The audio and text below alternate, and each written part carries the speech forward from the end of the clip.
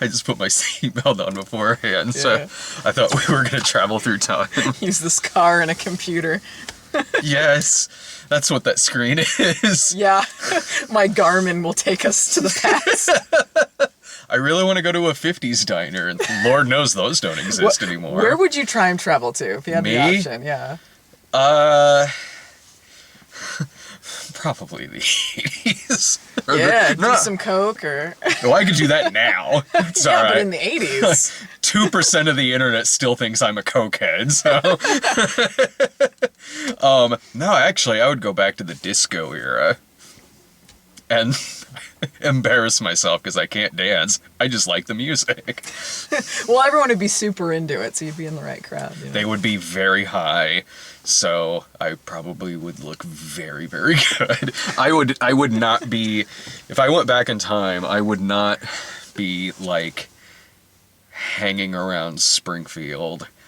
Don't mess with your personal history. Exactly. These are the worst time travelers ever. Yeah. Maybe I would take a stroll through like downtown Springfield or something like that, but I would stay fuck away from any family member of mine. Like, not that I would be worried if I saw them across the street, because they're not going to be like, oh? Huh? Especially not in the 70s.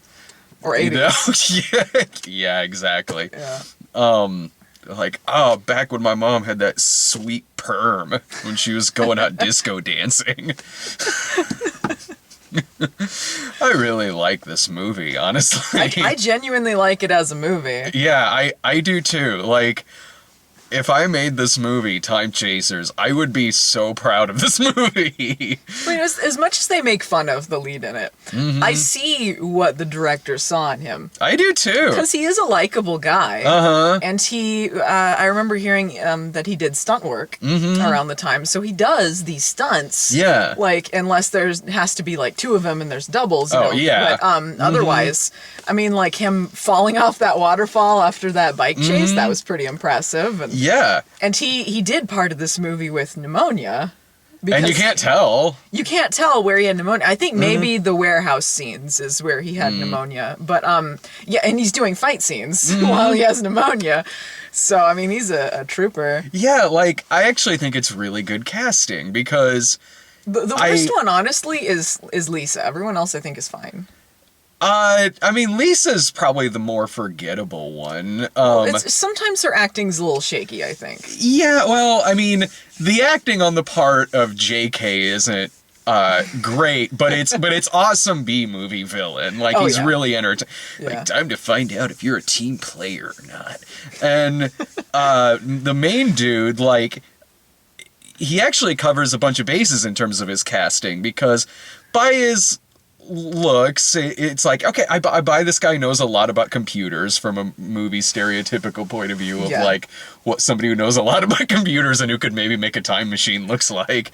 So he's got that covered, and also you can tell he's kind of fit, like, or that he keeps in shape. When he's doing his shirtless scenes, they make fun of him, but he is in shape. Yeah, he's totally in shape. Yeah. So I buy him as somebody who can fight. I buy him as somebody who would be who could climb up this tree, down this tree. Who could handle himself after a plane wreck. That scene was a great scene, honestly. Yeah. Like, it was genuinely great. And, you know, that scene that they ended up using in Jurassic Park, where they're coming down the tree and the plane is gonna... Yeah. That's really tense. And I thought that was well done. And even, fucked up line aside, the acting was really good in that. And that was just an editing problem where they left in that bad take, but, like... Yeah. I mean, when he's, like, laying on the ground and it's basically both of them are screwed, and that was a good scene. Yeah, it's a good death scene. Spoiler. Gotcha. Spoilers for Time Chasers. They chase time in this movie. But no, yeah. I've got no problems with this movie. I don't. I didn't when I saw it on Mystery Science Theater, and I don't now. It's a very entertaining movie. It takes different turns that the first time I saw the movie, it's like, wow, I did not expect them to end up in the 18th century in this movie.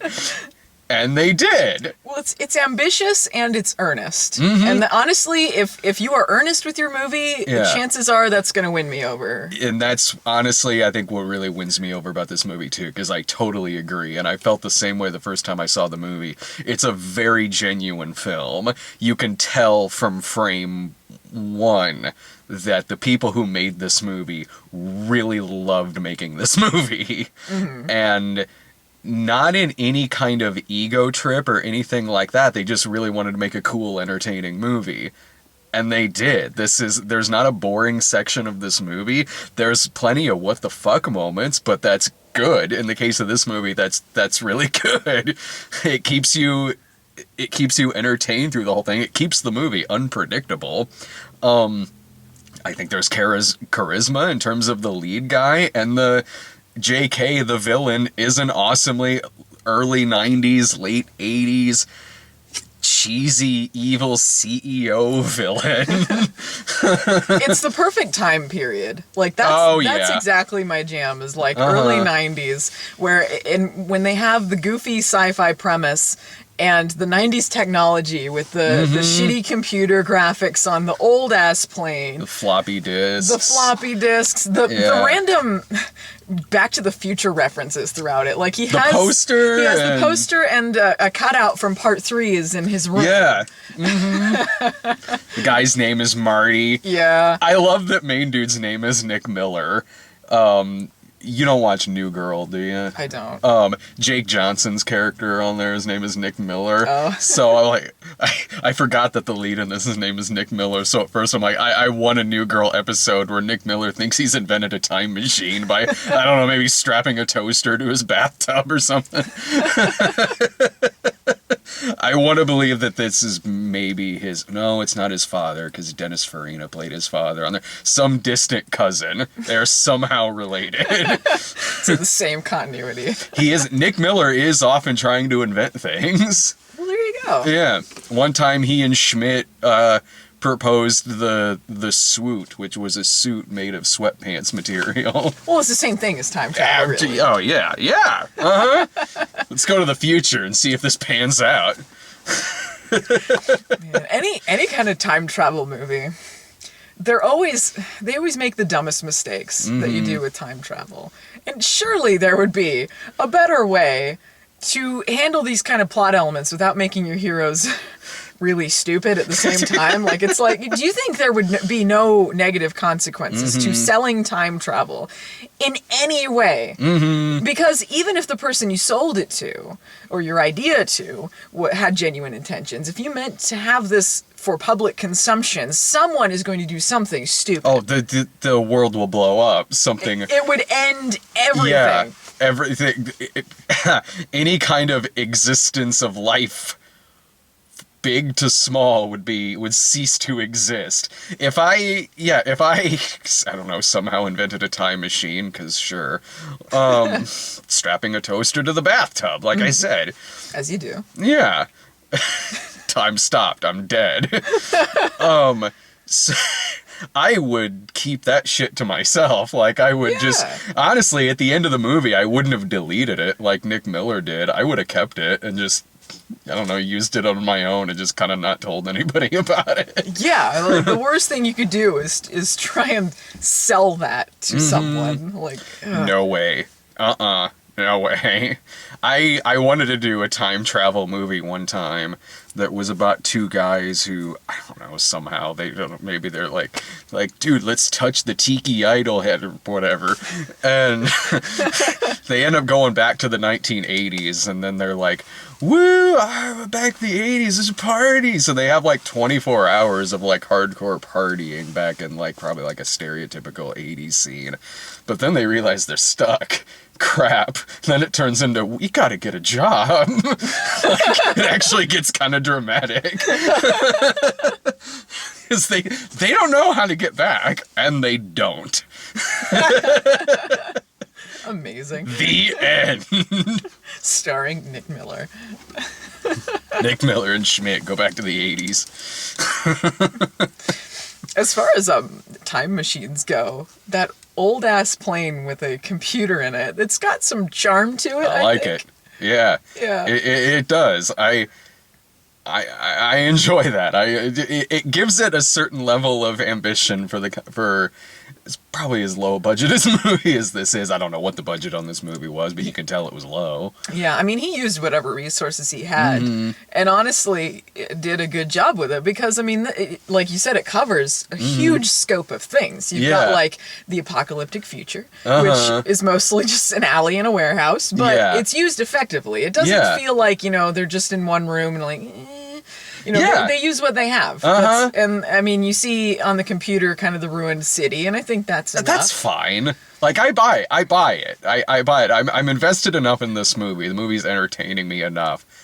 I can wrap my head around that this is, like, 30 years in the future in this movie's universe. Yeah. Even when they're 50 years into the future... when everything's fine. At the food court?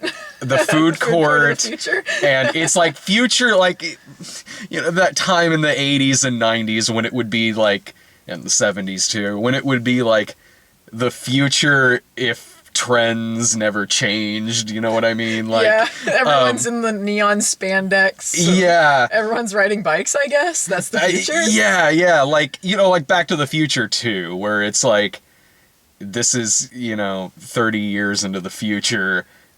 If styles didn't really change, they just kind of evolved a little bit, but it's the same gist of like the 80s style. version of the future. Yeah. The 90s version of the future, yeah. And in this, like, there is a kid walking around with I'll give him this, there's a kid walking around with a cell phone in this movie that doesn't look that different from a modern day cell phone today, but then sure enough he walks by some kid sitting there with like a shitty O camera. Like, I was like, well, there's that.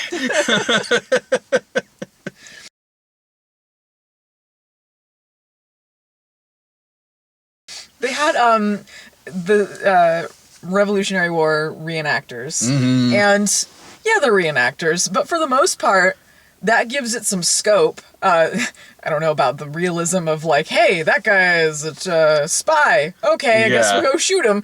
Or like the one guy in like, this was a joke on Mystery Science Theater. He just had pirate pants on. Like he doesn't fit with anything that's going on there. Or their minor reaction to this airplane. yeah. But like, I liked. They had Nick ride off on the horse, on horseback, and then dip down to kiss Lisa, and like that was a good way to show the arc of Nick as a character, because you could see a difference between him, the future him, and the past him. Yeah, and you could tell what had happened between now and then, and that was some good acting on his part because he's playing both parts. I absolutely. It's only in a time travel movie can you see just like the arc of a character standing side by side with each other. Yeah, and you get to see that evolution of this dude while still at the same time absolutely believing it's the same character. Yeah. He's just between this Nick and that Nick. He's just been through and seen some shit, and he's like been through enough shit to where he's total hero mode. And it works. Yeah, and they do a good job editing around the two of them where it never feels like, oh, that's a double, that's dumb, whatever. They even have like, an effect shot where they're standing there and Lisa's between them. It looks fine. Yeah. Like, it totally does. I mean, they do what any movie would do regardless of budget, where it's like from the back of the head shot looking at the guy in front of them. So they cropped it in so the hair is not obvious. They did do that. Yeah, they did do that. And I thought that the Revolutionary War reenactors were used fine in this because I've seen that done very poorly. There was a movie I watched like 4 or 5 years ago for the site called Night of Horror. It's that was the zombie one, yeah. It was the Confederate zombie thing. That was one of the first ones, wasn't it? That you did? No, I did Night of Horror. I did right when we got done with Suburban Nights. Oh, okay. Because after Kick-Assia, the first one I did getting back from that was like Curse of the Cannibal Confederates. So I don't know. I was like, well, back from another movie, got another zombie Confederate. Sure. So I did Night of Horror, and it is one of the top 3 worst movies ever made. And there's a part where there's a Civil War flashback, and it's obvious they just filmed a reenactment, but it's not worked into the story, really. It's just like, here's a flashback to a Civil War battle, and they just kind of set up a few different camera angles and filmed this very obvious reenactment and played this 5-minute horrible song over it. It's like an hour into the movie, and I'm sitting there watching it. Jillian was on the PC right by the TV, and it took up until this point in the movie where she turned around and was like, okay, seriously, what in the fuck are you watching? I'm sitting there like zoned, because that movie is hypnotically bad. So I'm like zoned, like, I don't even, like, your guess is as good as mine. This is, wow. I think Time Chasers was smart in that they didn't give the reenactors a lot of lines, but they didn't make it feel like they were pointless. So it made it feel like, there was some scope, but they didn't give them any kind of hefty screen time, because there's a difference between being a reenactor and being an actual movie actor, Those villains are idiots. Like, okay, go back to the 18th century to get rid of the two guys. Fine. But they're gonna shoot them anyway. Like, why'd you even bother? Just shoot them anyway. Like, okay, maybe like drop the bodies off in the past, like it's Looper. Drop the bodies off in the past. Fine. I don't know. Like, I guess that way it doesn't leave a trace. Whatever. Kick them out of the plane. Don't get off the plane. There is a chance something will happen and you'll be stuck in the 18th century. I like his stupid JK. It's like, you could have ran off and lived your life in the past. It never would have affected you. I'm like, what? But you're living in the past. Yeah. It would have definitely affected you because you're living in the 1700s. Yeah. Fuck that. How is that not going to affect you? Mm-hmm. And also, you would live the rest of your life knowing you were the guy who basically fucked time over. Mm-hmm. And it could have still affected you because time travel, so someone could have come back and fucked it up earlier. The only positive thing about him being back there is like, well, he's white. Yeah, if the lead had been a black guy, I'd be like, oh no. This is the worst. Did I ever tell you about the outtake from when we were doing the reviewers and Lewis's cameo? Yeah. One of the episodes of the reviewers where one of the fake internet review shows within the show was it was a time travel review show where two like internet nitpickers go back to different like movie premieres, but they nitpick them to death. And they're at Casablanca, and I wrote the part for two people, one Lewis and the other just someone who Lewis would get. So Lewis asked me if like one of his friends could do it, but then the guy couldn't do it, so he got Vega to do it. And there's an outtake on there where because they're standing outside the premiere of Casablanca, like yelling at this guy, like, it doesn't make any sense. And then Lewis just stops in a blooper and looks at Vega and just goes, you know what the worst part of me and you doing this? This is like the 1930s. Vega pauses and thinks about it, like, oh no. Lewis is like, sorry. I remember seeing this blooper. Oh, did I show you that blooper? I think you kept it on there. I remember seeing it anyway, so maybe you know what? On there, yeah. It's not in. You know what? You actually can see this. Like it's not in the episode, but I forgot I did do blooper reels of the reviewers, and I think because people gave you a lot of extra footage, yeah. Well, and there were just a lot of bloopers for it anyway. So like that may be one of the only bloopers from Lewis on there. I think Phelan might have had a couple, but that show being the kind of show it was, it just had a lot of bloopers. So it was just, all right, 5-minute blooper reel, extra revenue. That I think I might have converted that over to Screenwave. I don't know. If I felt like it, I did. I don't know what past Brad felt like doing with it. Did you know that the lady behind us fucking was friends with the guy in the pink suit, as she kept saying over and over and over again as we were trying to watch the movie. Is she, or was she just crazy? I thought she was just a big fan of the character, but then she was mentioning his name after. Because, okay, for you guys listening. Oh, I had the best seat in the fucking house. Yeah, well, the guy in front of us kept talking too, and so we both got shit just from different angles. Yeah, he was less annoying than her because I could hear her, but the lady behind us just kept talking about the guy in the pink suit, and she would just be like, "Oh, pink, pink, pink, pink guy's there, pink, pink," and then like reacting to the characters being mean to him, like, "Ew, no." And she just she kept talking, and so I just assumed she was just a big fan of the character. And then as we're getting ready to leave, there's barely anyone in the theater, and so she looks over at me, and then she's like, "Oh, he's my friend," and then she was saying his name, so I think maybe she does know him. I think one of her most likely 50 cats probably looks like him, and she just assumes it's the same fucking person. But like, I just sort of like, I don't know what my face was. I don't think I was making a mean face. I just sort of like polite smile and then go. It's easy. And I could hear her going like, "Oh, she's not impressed." No. She talked through the whole thing. Yeah. I don't know you, lady. I don't care. There is always somebody like this at one of these Rifftrax. Always. The guy in front was like clapping along with the music. Yeah. Like, all right. There was that, like, because you're paying to see a movie that has comedians making jokes through it, obviously that means this is a Rocky Horror Picture Show screening. Because the lady behind me, like, at least, okay, this lady behind me looks like she probably doesn't get on her little motorized cart and leave the fucking house very much. She looked like she was probably in her 50s or so, and this is maybe the first time she's been out of the house since 1998.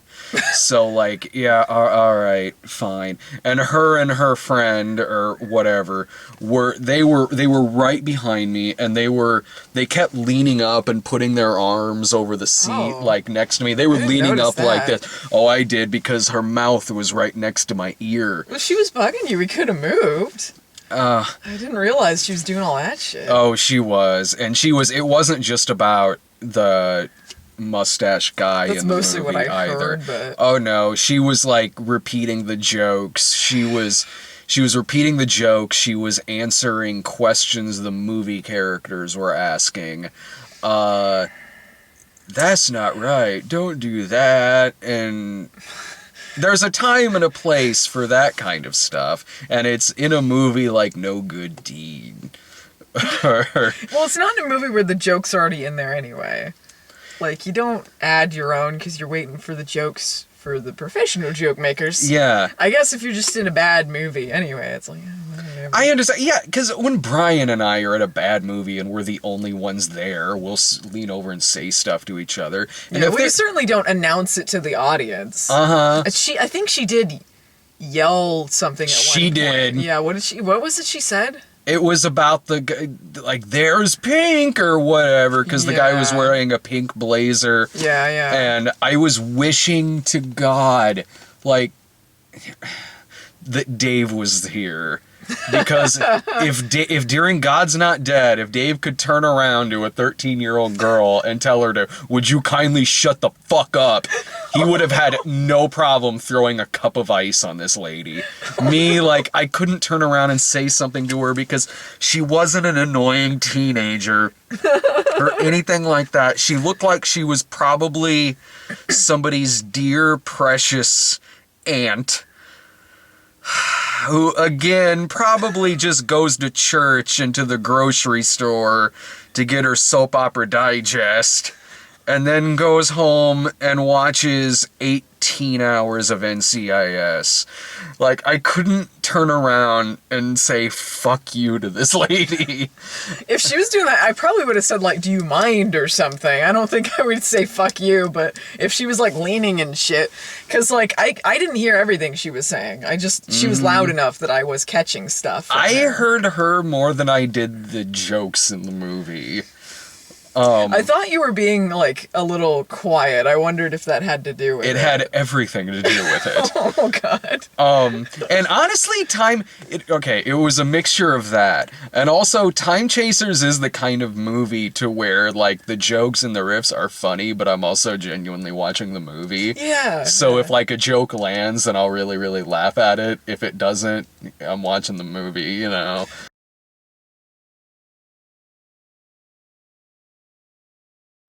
Seemed like a higher number of, like, mess ups by the riff crew. I noticed that too. Or at like least strange deliveries. Like, it just seemed like a little bit more than usual. They were just having like an off night with some of it. Well, I noticed about like maybe 5 times or so. Maybe you noticed more than me, but I could probably think of about 5 instances where they stumbled on a joke and accidentally said the wrong thing. Yeah. Or got tongue-tied, or had to repeat a joke, or something like that. It happens. Yeah. It just seemed like more than usual. But for the most part, I mean, there were some jokes that were funnier than the Mystery Science Theater, so I enjoyed that. And I enjoyed seeing things in the movie that weren't in the Mystery Science Theater version. The cab driver. Yeah, the cab driver. Well, the cab driver I probably could have done without, but there were some things like the bike chase. I know some people just thought it went on too long, but that I thought was, it probably could have been a little shorter, but I thought it was pretty exciting. I liked it. No, I did too. Like, I noted, well, you had told me about the cab driver scene before we went there, because it's probably been about 5 years since I've seen the Mystery Science Theater. I imagine I would have noticed that the cab driver scene wasn't in the Mystery Science Theater version. They probably cut it for, like, the random racism? It was, well, the whole scene is random. Well, the whole scene, doesn't need to be there, but also there's, like, him calling people ragheads and shit like that, and it's like, probably doesn't need to be Granted, there was Wild World of Batwoman, where they kept in the choing, chang, choing thing. I guess that's true. There was that. They've had far more racist things on there now that I think about it. And, so that cab driver wasn't in the Mystery Science Theater one at all. I think probably when they got in the cab it was there, but they shortened it so that it wasn't about him like joining up. Because I want to say it did show them, because I think it makes sense to kind of connect how they get from place to place, but I don't think it showed the whole scene. Because if I played that cab driver, I'd be really sad if I sat down to watch Mystery Science Theater and it's all gone. Yeah, they cut him. They cut the guy who can't pronounce government, where he goes, government. It's government, because that involves the cab driver as well. Oh, yeah. They cut, I think they cut when Lisa is at the news station talking to that lady. I think they cut most of that. That's something I wouldn't have noticed, because I've seen Time Chasers a couple of times on the Mystery Science Theater, and I've seen it on Riff too. I think that might be a DVD where, I think that might be one of the DVDs where you can see it on Rift. Maybe I've just seen part of it, because I haven't seen the cab driver scene, so maybe I haven't seen it on Rift before, or maybe just part of it. They had in the future that Grizz guy that's like, if I find whoever invented the transporter, I'll slit their throat. Yeah. They had a scene with him and his wife where they kind of, it's a little more serious of a scene. I think it probably adds a little bit more to the movie, I think, like to give a little more depth to some of the side characters there. I understand why it's cut in the Mystery Science Theater, and that's fine, but if you're interested in like what the movie is like just as a movie, I think that it helps build it up a little more. Oh yeah, like the cab driver's, in terms of his performance, he's really trying. Like he is. He's from like, New York. Yeah.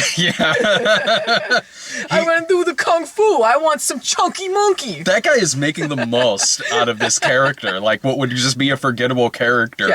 He really is making the most of his screen time. I can't think of anyone who is not genuinely trying in this movie. Even people, even if they're not good, everyone seemed to be trying their best, and they wanted to make a good movie. I think they did make a good movie. This is fun. This is a lot of fun. And I've seen some unriffed episodes from Mystery Science Theater where the deleted scenes actually do make a lot more sense. Like, most notably Mitchell.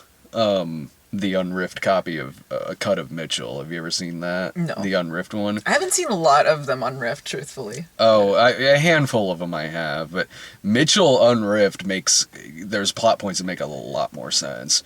Like in the Mystery Science Theater, John Saxon is just suddenly out of the movie, but in the unriffed one, there's like a dune buggy chase in which he ends up getting blown up.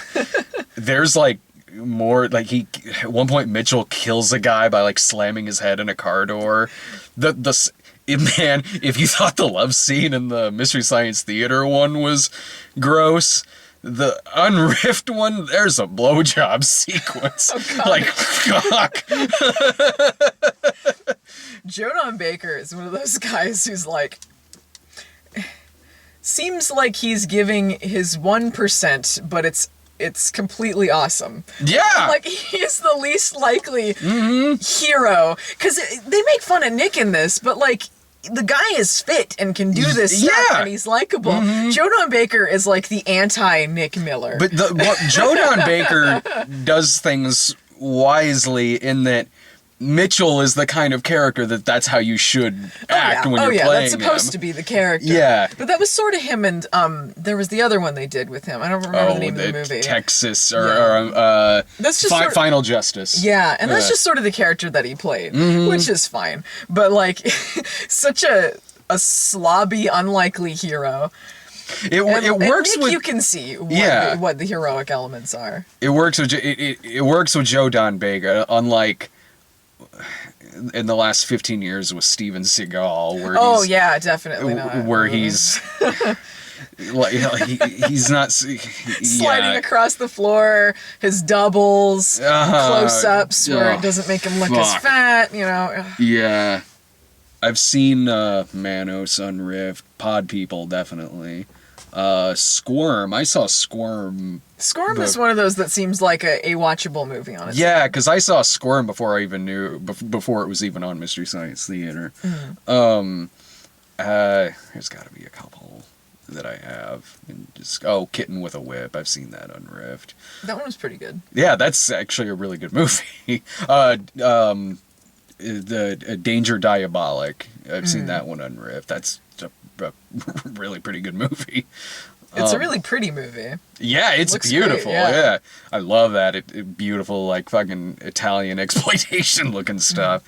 Phase 4 I've seen on, but I mean, not a lot of people have seen the Phase 4 Mystery Science Theater because that's a KTMA episode. Oh yeah. Well, if you've seen a KTMA episode, you might as well watch it unriffed.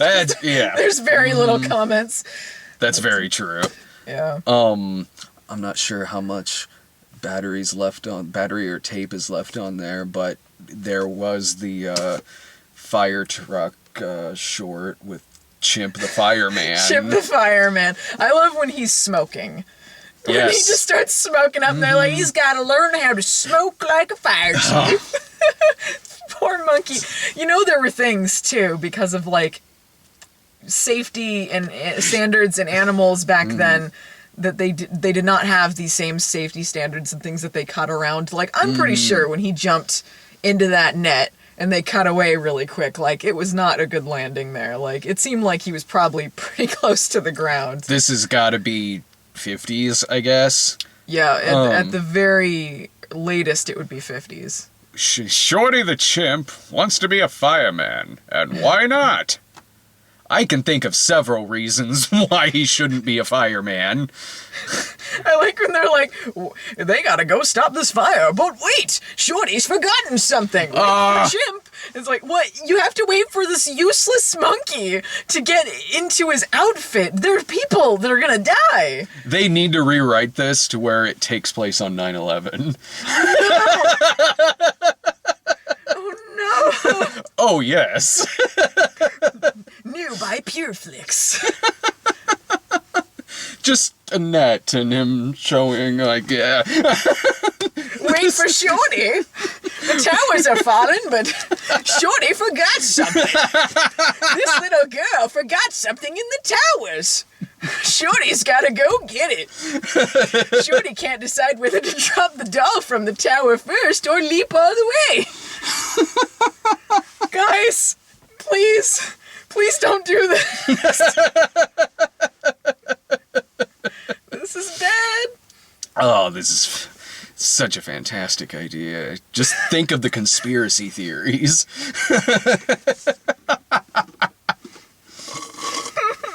This monkey's gonna rip the face off the truth. Oh no. Too far. This is something that Nick Miller could have stopped if only he hadn't deleted and thrown away his floppy disk. Yeah, right? So much shit! This is 1991, so Oklahoma City hadn't happened yet. 9/11 hadn't happened yet. Yeah, I bet he's feeling pretty bad that he threw that floppy disk away. Battlefield Earth hadn't happened yet. Yes. Wouldn't stop that. The movie is worth it. It's hilarious. But yeah, this is one of those movies it's worth seeing just as a movie. It's fun to see, and it's even more fun riffed. And when you got man, anti-cat lady sitting behind you too. Yeah, that's not so good. She's not good at jokes, but she seems like the kind of lady who probably makes a good apple pie.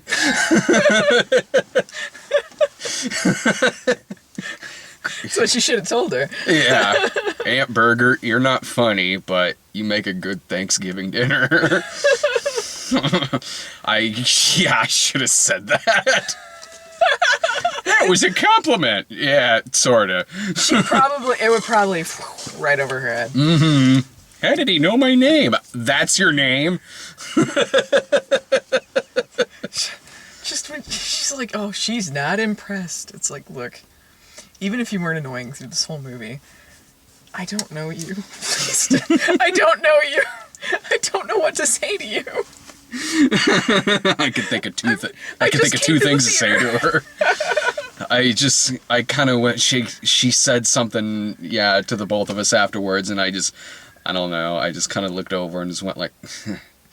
I think we both exchanged a look once we were out of shot, like out of view. Or, I'm glad that we paid money to can hear jokes from this lady who her congregation probably thinks is hilarious.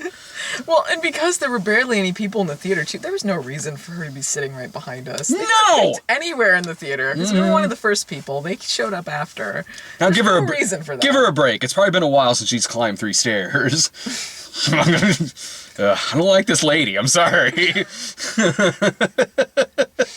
Yeah, she was annoying, but the movie was fun. Well, we'll be back in 2 days with oh god, Angry Birds. Yeah, Neighbors 2. Angry Birds and Neighbors 2, Sorority Rising. The greatest double feature ever.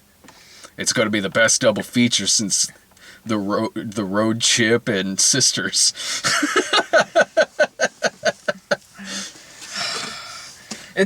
Both of them seem better than Sisters again, so I guess there's that. Both of them are 18 hours shorter than Sisters is. Oh god. Thank Christ.